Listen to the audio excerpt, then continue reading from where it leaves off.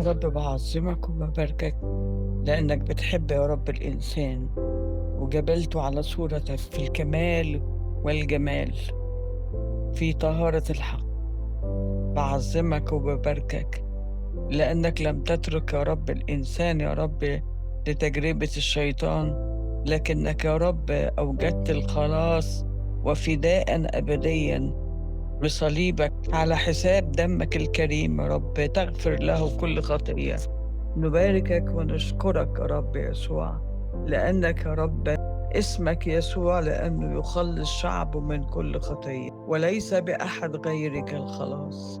بنعظّمك وبنباركك يا رب بركة خلاصك لكل نفس تسمع الصلاة، يكون يا رب قلبها بيتفتح يا رب لقبولك مخلّص شخص في حياتها، لمجد اسمك يا رب. جهّز عروسك لأن مجيئك قد صار قريبًا جدًا، جدًا على الأبواب.